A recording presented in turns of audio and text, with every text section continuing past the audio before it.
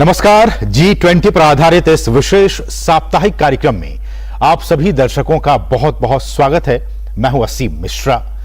बीते हफ्ते की तरह इस हफ्ते भी G20 की बैठकें अलग अलग शहरों में संपन्न हुई।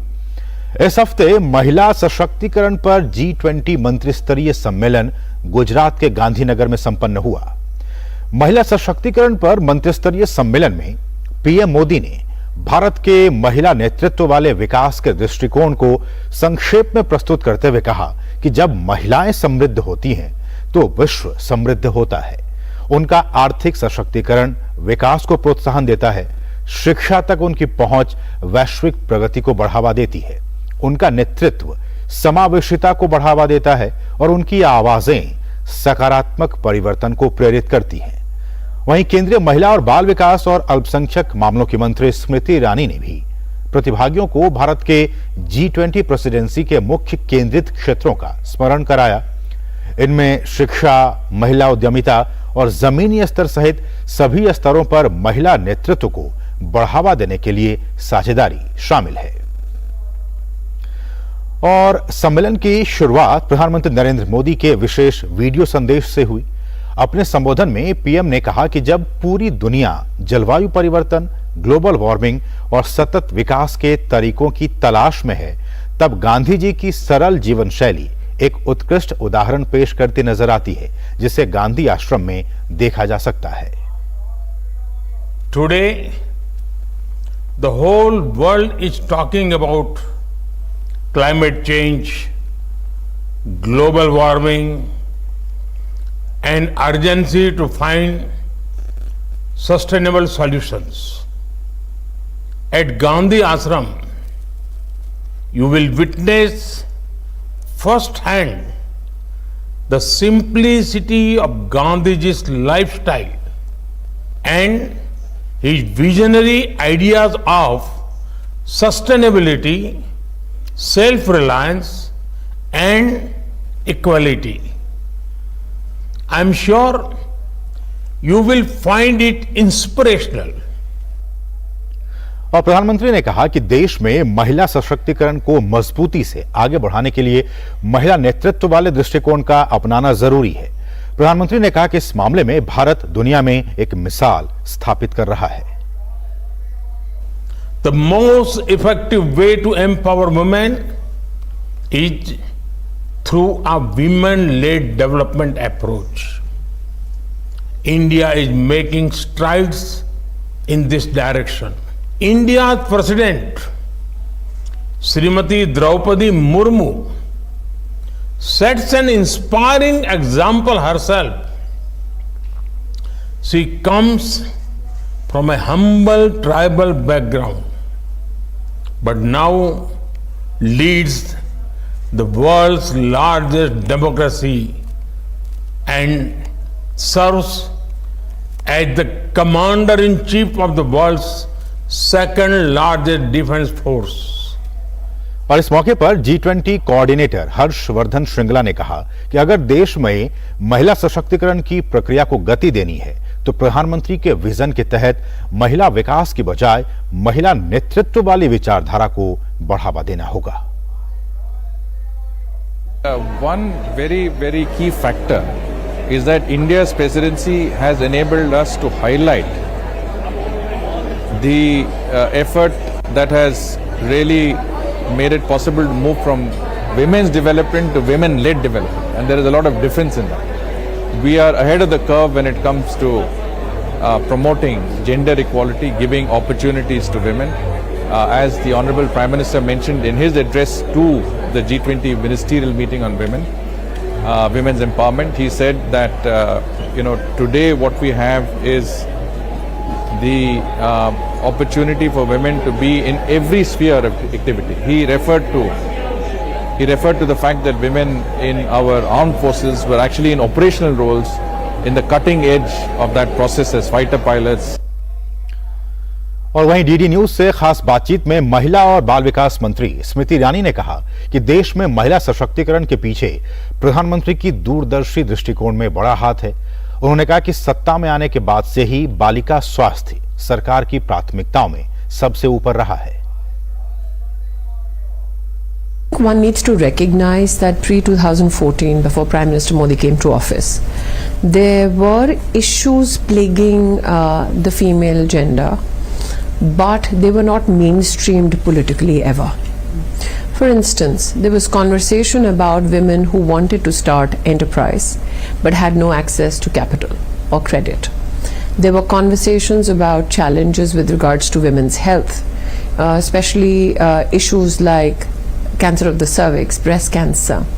One presumed that there is societal pressure so that these issues don't get discussed in urban India, especially if it's an urban slum. When Prime Minister Modi in 2014 spoke about sanitation, and he first gave emphasis to building toilets for young girls in schools, he gave a time limit within which his government, along with state governments, will build that toilet. Now imagine a Prime Minister speaking about toilets for young girls. One may, and at that time I do remember many people were a bit taken aback. Why would a Prime Minister from the Red Fort, the ramparts of it, on Independence Day speak of such an issue? We knew that girls were dropping out because they did not have access to affordable hygiene products. और इस बहुत ही महत्वपूर्ण विषय पर बातचीत करने के लिए इस वक्त हमारे साथ दो खास मेहमान हमारे साथ जुड़ चुकी हैं। हमारे साथ हैं डॉक्टर संध्या पुरेचा जी, जो कि चेयरमैन हैं W20 की। मैम, आपका बहुत बहुत स्वागत है हमारे इस खास कार्यक्रम में। और साथ ही साथ हमारे साथ वरिष्ठ पत्रकार अदिति टंडन जी भी इस वक्त मौजूद है। अदिति जी, आपका भी बहुत बहुत स्वागत है इस खास कार्यक्रम में। शुरुआत संध्या मैम, मैं आप ही से करना चाहूंगा। और जैसा कि हमने बाइट्स भी अभी अपने दर्शकों को दिखाया और सुनाया, जिसमें कि प्रधानमंत्री इस बात को बहुत ही रेखांकित कर रहे हैं। जब वो संदेश दे रहे थे, उन्होंने कहा कि महिलाओं का जो आर्थिक सशक्तिकरण है वो विकास को, वो डेवलपमेंट को और भी पुश करता है, वो उसको गति प्रदान करता है। और उन्होंने ये भी कहा कि जब महिलाएं समृद्ध होती हैं आर्थिक तौर पर, तो विश्व समृद्ध होता है। प्रधानमंत्री के इन बातों को आप कैसे देखती हैं? नमस्कार। सबसे पहले तो मैं अपने माननीय प्रधानमंत्री श्री नरेंद्र मोदी जी का, जिन्होंने महिला नेतृत्व वाले विकास पर फोकस करने को कहा, और हमारे women and child development minister यानी महिला एवं बाल विकास मंत्री श्रीमती स्मृति ईरानी जी, और हमारे external affair minister Shri Jaishankar ji, और हमारे G20 के शेरपा श्री अमिताभ कांत जी और उनकी team officials of WCD and MEA, उनके जो समर्थन और मार्गदर्शन W20 को मिला, इसी वजह से ये माननीय प्रधानमंत्री की जो विजन, जो विमेन लेड डेवलपमेंट का जो विजन है, इसकी W20 की हम 5 प्राथमिकताओं साकार कर सके, यानी महिला उद्यमिता, जमीनी स्तर पर महिला का नेतृत्व, लैंगिक डिजिटल विभाजन, शिक्षा एवं कौशल विभाग, और 5वां जलवायु परिवर्तन में इको चेंज मेकर्स के रूप में महिलाओं और लड़कियों का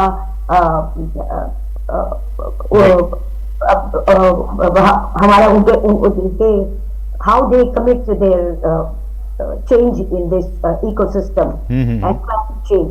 तो इस पूरे प्रोसेस को हम, ये 5 हमारी जो प्राथमिकताएं हैं, उनको हम जो सक्सेसफुली निभा पाए हैं, वो इसीलिए निभा पाए हैं क्योंकि उनके साथ और सरकार से महिलाओं के साथ जो जन भागीदारी हुई, वो आदिवासी महिलाओं के साथ हुई, मलिन बस्तियों की महिलाएं, अनौपचारिक श्रमिक महिलाएं, फुटपाथ विक्रेताएं, घरेलू श्रमिक, आंगनवाड़ी कार्यकर्ता है, कलाकार, कारीगर, उद्यमिया, छात्र, कृषि इत्यादि 3 लाख से भी अधिक, और 15 स्टेट, ये 7-8 महीनों में 15 स्टेट कवर करके।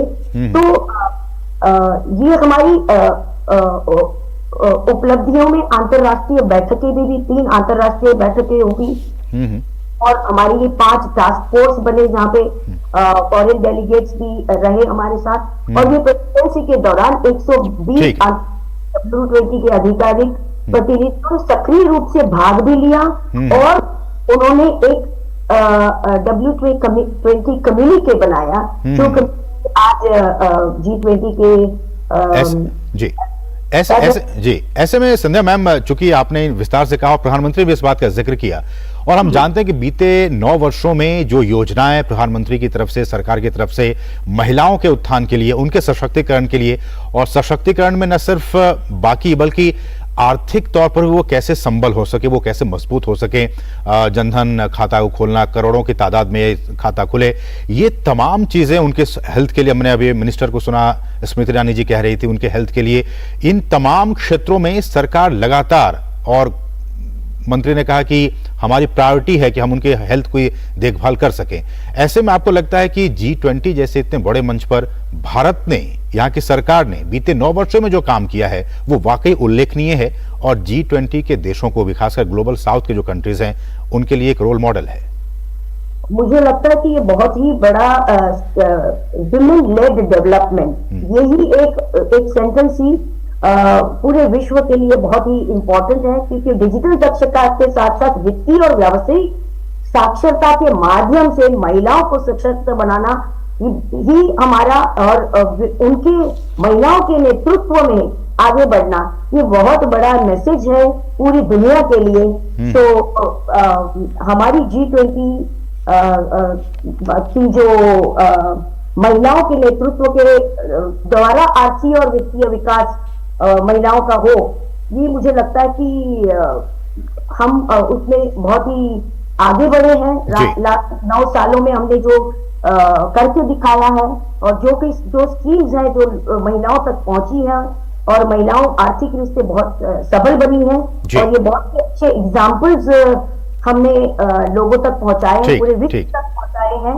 तो सक्सेस स्टोरीज जो हमने पूरे विश्व में, हमारे हिंदुस्तान की कम से कम 100 से ज्यादा सक्सेस स्टोरीज जो हमने लोगों तक पहुंचाई है, तो ये बहुत बड़ा उदाहरण है। ठीक है अदिति मैम, मैं आपके पास आना चाहूंगा, और जिस तरह से संध्या मैम बता रहे हैं किस तरह से हमने प्रगति की है महिलाओं के क्षेत्र में, लेकिन जिन 5 विषयों पर चर्चा हुई उसमें जो पहला विषय था वो था कि जो परिवर्तन का नेतृत्व करना और महिला नेतृत्व को, उसके लीडरशिप को एक फिर से रीडिफाइन करना। क्या जिस तरह से बीते 9 वर्षों में वुमेन लेड डेवलपमेंट हुए हैं, हम जानते हैं कि बहुत सारी महिला उद्यमी आगे आई हैं, अगर पॉलिटिकल लेवल पे बात की जाए तो वहां भी जो ग्राम पंचायत के लेवल पे और इस लेवल पे भी महिलाएं काफी आगे बढ़ चढ़कर पॉलिटिक्स में भी आई हैं। क्या लगता है कि भारत में जो एक पेस बना है महिलाओं के लेड में, वुमेन लेड डेवलपमेंट में, नेतृत्व में, उसमें बीते 9 वर्षों में काफी बढ़ोतरी दर्ज की गई है, और ये एक अच्छा साइन है भारत के लिए? देखिए, बिल्कुल सहमत हूं आपके ऑब्जर्वेशन से। जो सबसे इम्पोर्टेंट और एग्जेम्पलरी एग्जाम्पल महिला लेड डेवलपमेंट का है, वो तो हम सबने कोविड-19 के रिस्पॉन्स में देखा।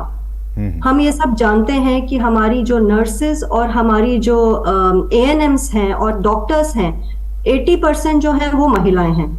तो हमारे पूरे देश का जो first line of defence covid response में था, वो महिलाएं ही थी। बिल्कुल। आपको याद होगा कि उस वक्त महिलाएं, बहुत सी ऐसी डॉक्टर्स मुझे याद है, महिलाएं जो बहुत बहुत महीनों तक अपने बच्चों से मिलने अपने घर नहीं गई, क्योंकि आपको पता है कि सैनिटाइज रहना जरूरी था। तो वो अपने अपने कैंपसेस में, एम्स में बहुत ऐसे डॉक्टर्स थे। हमने उनके बाइट्स को दिखाया भी था अपने चैनल के जरिए, जब हमने उन पर प्रोग्राम किया था। और दूसरी बात यह कि कोविड के ही दौरान आपको याद होगा कि कितने सेल्फ हेल्प ग्रुप्स अचानक सामने आकर, कोई मास्क की एक कॉटेज इंडस्ट्री शुरू हो गई, सैनिटाइजर्स बनाने की कॉटेज इंडस्ट्री शुरू हो गई। ये प्रोडक्ट्स हमारी कंट्री में बनते नहीं थे, लेकिन जहां टेक्निकल प्रोडक्ट्स में महिलाएं आगे आई, जैसे पर्सनल प्रोटेक्टिव इक्विपमेंट बनाने थे, हमें ऑक्सीजन मास्क की जरूरत थी, वैसे ही एक पूरा हमें मास्क की जरूरत थी अपने फेसेस की। कितनी कमी हो गई थी मास्क की, पूरे दुनिया भर में मास्क की कमी हो गई थी, और महिलाएं आगे आई, बढ़ चढ़कर इन तमाम चीजों में हिस्सा ली। मैम, आपके पास मैं आऊंगा, क्योंकि बहुत सारे और भी विषय हैं महिलाओं के नेतृत्व में किस तरह की बातें हुई हैं इस पूरे सम्मेलन के दौरान, लेकिन उससे पहले एक बहुत ही छोटे से ब्रेक के लिए रुक कर रहे हैं, और ब्रेक के बाद जब वापस आएंगे तो इन तमाम विषयों पर आपसे विस्तार से बातचीत करेंगे। फिलहाल एक छोटे से ब्रेक के लिए रुकते हैं। देख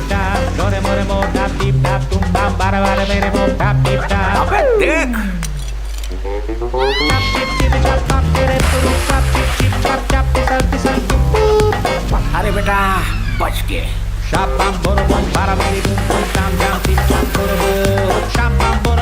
You got to be careful. बारिश है, सड़कें बदलेंगी। Switch to Seat.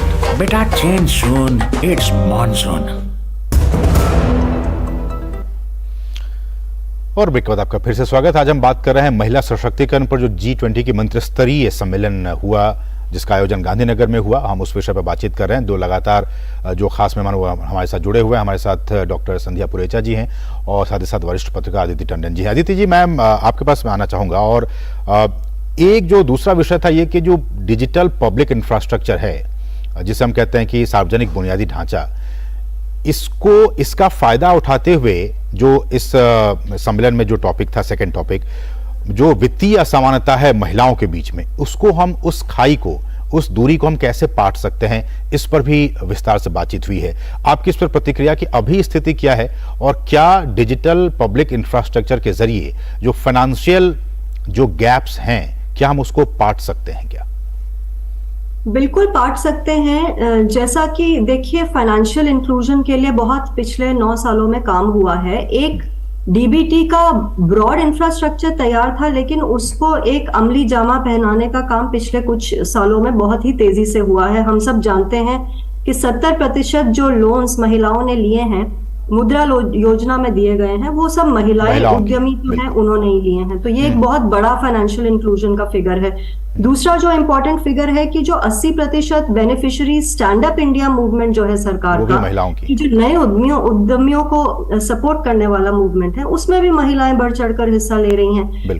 प्लस प्रधानमंत्री ने अपने वक्तव्य में ही उस दिन कहा, जब वो G20 महिलाओं की मीटिंग को एड्रेस कर रहे थे, कि 15% जो यूनिकॉर्न्स हैं हमारे देश में, जिनकी कलेक्टिव वैल्यूएशन $40 बिलियन है, उनकी महिलाएं हैं फाउंडर्स। तो आप देखिए, फाइनेंशियल इंक्लूजन की तरफ तो बहुत तेजी से महिलाएं बढ़ रही हैं। सिर्फ ये है कि इक्वल अपॉर्चुनिटी देने की बात है। मतलब ऐसा नहीं होना चाहिए कि एक पेट्रोनाइजिंग तरीके से आप महिला को कहें कि चलिए आप भी आइए, नहीं।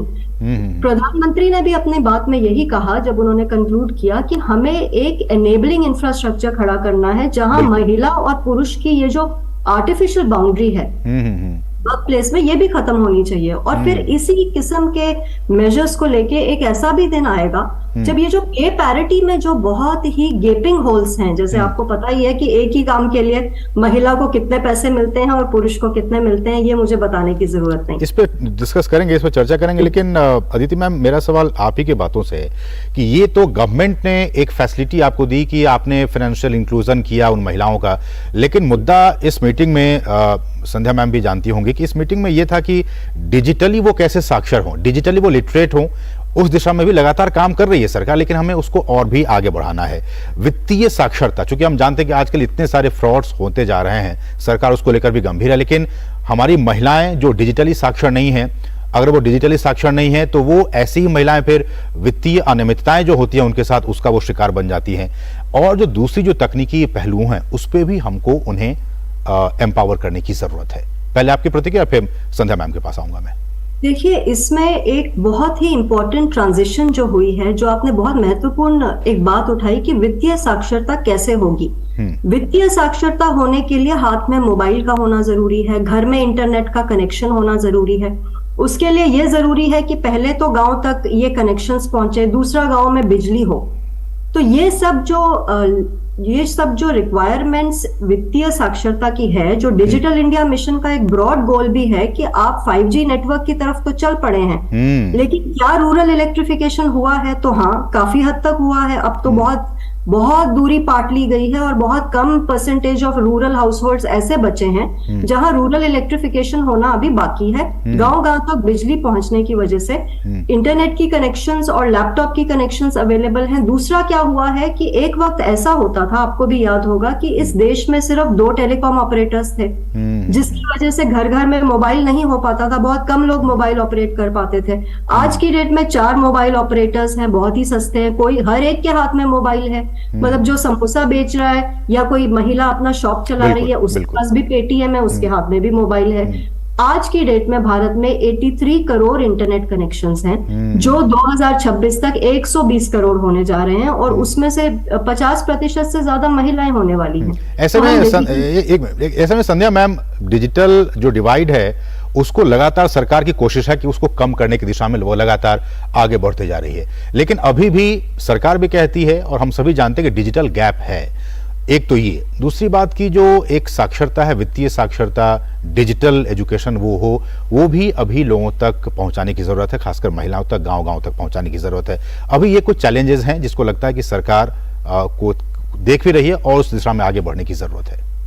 बहुत ही अच्छा, क्योंकि डिजिटल साक्षरता का मैंने अनुभव जम्मू में किया। मैं जब जम्मू का एक मेरा बहुत अच्छा अनुभव आपको बताना चाहती हूँ जी जी। कि वो एनजीओ जहाँ पे बिल्कुल इंटरनेट फैसिलिटी नहीं थी, तो कोविड के समय में स्पेशली पूरे गांव के लोगों ने और एनजीओ ने मिलकर वहां पे इंटरनेट फैसिलिटी करवाई। बच्चों को वहां पे स्कूल में बुला के लैपटॉप या तो फोन वगैरह दिए गए और उनको कैसे चलाना है सिखाया गया, और घर जाके उन्होंने अपनी माओ को, अपनी दादियों को सिखाया। वो पूरी की पूरी टीम मेरे साथ में उन्होंने बिठाई। वर्ड कैसे चलता है, एक्सेल कैसे चलते हैं, फॉर्म कैसे भरते हैं, रेशनिंग का, मतलब ये जो एक क्रांति है, ये डिजिटल क्रांति अब हमारी शुरू हो गई है। और उसके लिए सरकार के साथ साथ ये हमारे एनजीओज हैं, हमारी स्कूल्स हैं, हमारे प्रिंसिपल्स हैं, हमारे टीचर्स हैं, वो भी लगातार उसकी कोशिश में रह रहे हैं कि रिमोट गांव में मैं खुद जाके देख के आई कि बच्चे ये पूरी 6वीं 7वीं 8वीं की बच्चियां सब लड़कियां ये सीख रही हैं और अब गांव जाके अपने फैमिलीज को इसमें साक्षर कर रही हैं। तो इसमें जो महिलाएं खुद काम भी करती हैं, तो उन्होंने डिजिटली भी अपना बिजनेस थोड़ा थोड़ा शुरू करके पैसे कैसे लेना, पैसे कैसे देना ऑनलाइन, ये भी वो अपनी माँ या तो दादियां या तो घर में महिलाएं हैं, बुजुर्ग महिलाएं, उनको सिखाकर करवा रही हैं। तो अलग सी एक क्रांति हर जगह पे शुरू हो रही है। और बहुत ही बड़ा काम हमारी ये जो वुमेन एंटरप्रेन्योर फंड है, शक्ति केंद्र है, महिला शक्ति केंद्र है, वन स्टॉप सेंटर स्कीम्स हैं, या तो बेटी बचाओ बेटी पढ़ाओ, सुकन्या समृद्धि, ये सभी स्कीम्स की जागृति आज घर घर तक पहुंची है। लेकिन संध्या मैम, हकीकत ये भी है, मैं उस पॉलिटिक्स में नहीं जाना चाह रहा हूं, लेकिन कुछ राज्यों से जो खबरें आ रही हैं वो वाकई उतनी अच्छी नहीं आ रही हैं। दिल को झकझोरने वाली खबरें हैं। महिलाओं को, बच्चियों को जिंदा जला दिया जाता है, उनके साथ अन्याय हो रहे हैं। ये पॉलिटिकल बातें इस पर हो सकती हैं, लेकिन अभी भी समाज में इस तरह की चीजें हो रही हैं, ये भी एक सच्चाई है जी।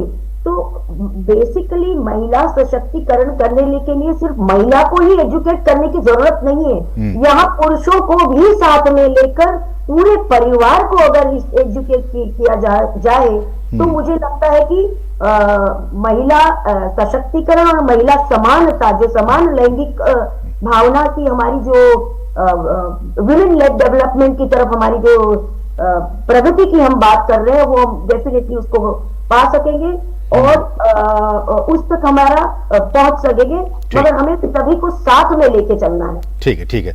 वक्त हो गया एक और छोटे से ब्रेक का। ब्रेक के बाद जब वापस आएंगे तो और भी कुछ अहम इश्यूज है, उस पर हम बातचीत करेंगे, लेकिन उससे पहले एक छोटे से ब्रेक के लिए। अबे देख,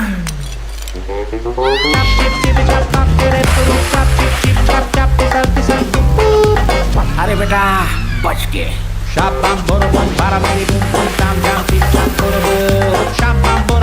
You got to be careful. बारिश है, सड़कें बदलेंगी, स्विच टू सीएट। बेटा चेंज सून, इट्स मॉनसून। नमस्कार। सबकी तरह मैं मेहनत करने से पीछे नहीं हटता।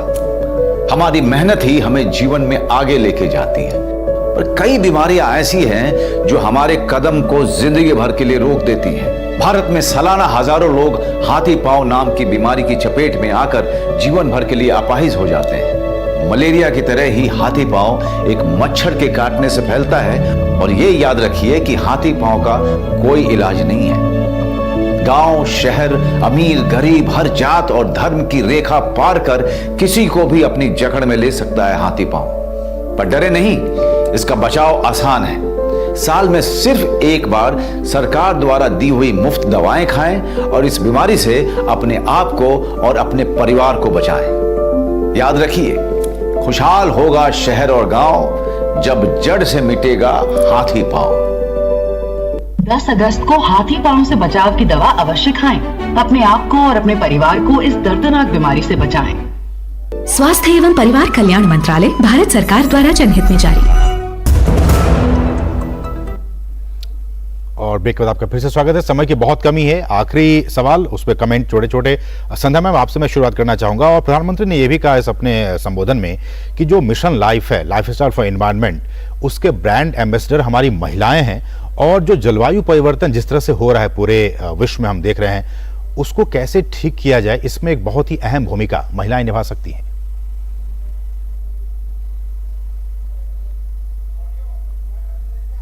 मैम आपने अनम्यूट कर दें प्लीज। सॉरी, बहुत सही है कि यही महिलाएं मिशन लाइफ की ब्रांड एम्बेसडर हैं, क्योंकि कोई भी डिजास्टर मैनेजमेंट का सबसे सही तरीका वो महिलाएं ही होती हैं। क्योंकि जैसे उन्होंने उदाहरण दिया था कि पारंपरिक ज्ञान के स्वरूप के आधार पर कचरे को वो कम करती रहती हैं, उनका पुनः उपयोग भी वो करती हैं, पुनर्चक्रण भी करती हैं और पुनः चक्रण करके वापस पुनर्उपयोग भी करती है। बिल्कुल बिल्कुल। तो जो उनका महिलाओं का जो घर से लेके परिवार में भी वो ऐसे ही काम करती रहती हैं। अभी वापस एक जम्मू का ही उदाहरण देती हूँ कि एक बहुत ही युवा महिला ने एक घर को पेंट करने के लिए उन्होंने क्लाइमेट चेंज के हिसाब से गोबर से बिल्कुल बिल्कुल फूलों के कलर से एक पेंट बनाया है और वो क्लाइमेट को संभालने। ठीक। तो आई थिंक समय कमी है मैम। मैम अदिति मैम, आपका इस पर जवाब, किस तरह से महिलाएं, आप जिस तरह से उन्होंने कहा कि रोल मॉडल, और जब हमारा जो लाइफस्टाइल है खासकर भारत का, यहाँ की महिलाओं का, वो एक रोल मॉडल के तौर पर विश्व पटल पर हम स्थापित कर रहे हैं। बिल्कुल, देखिए एनवायरमेंटल सस्टेनेंस और सस्टेनेबिलिटी तो हमारे कल्चर का एक हिस्सा है। और प्रधानमंत्री ने तो अपने भाषण में भी ये कहा था 18th सेंचुरी का एग्जाम्पल देते हुए कि बिश्नोई कम्युनिटी की अमृता देवी ने कैसे अपने जीवन का दान दिया था चिपको मूवमेंट में पेड़ों को बचाने के लिए। तो हमारी तो एक धरोहर है, हमारे घर घर में ये बच्चों को सिखाया जाता है। तो हमारे लिए तो ये किताबों की बातें नहीं है, हमारे लिए तो ये संस्कार की बात है। तो it comes naturally to us. चलिए, बहुत बहुत शुक्रिया आप दोनों ही मेहमानों का। डॉक्टर संध्या पुरेचा, आपका बहुत बहुत शुक्रिया हमारे साथ जुड़ने के लिए, और अदिति टंडन, आपका भी बहुत बहुत शुक्रिया इस कार्यक्रम में जुड़ने के लिए। आप दोनों ही मेहमानों का बहुत बहुत शुक्रिया। तो इसके साथ ही इस विशेष साप्ताहिक कार्यक्रम बस इतना ही। मुझे और हमारी पूरी टीम को दीजिए अनुमति। नमस्कार।